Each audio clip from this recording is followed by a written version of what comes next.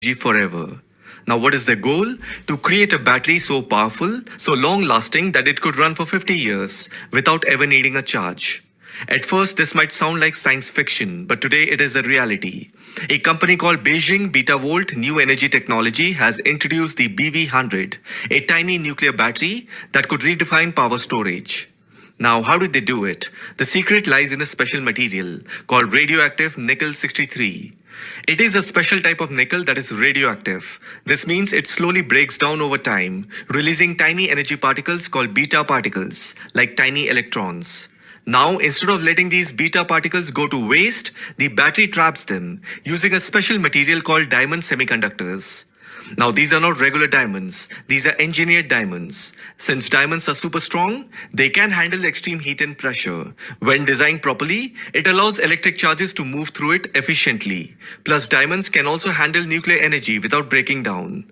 Now, these diamonds are super thin and act like a solar panel. But instead of capturing sunlight, they capture the beta particles from nickel 63. When the beta particles hit the diamond, they create a tiny electric current. This current is collected and used for powering small devices, just like a normal battery. Since nickel 63 decays very slowly, the battery can keep generating electricity for decades without needing a recharge. Now, over time, the nickel 63 turns into stable copper, which is completely safe and does not require special disposal.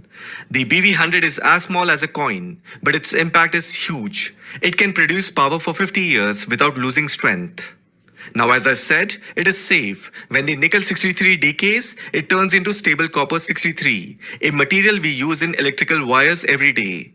Unlike highly radioactive materials, its beta emissions are weak and can be safely contained.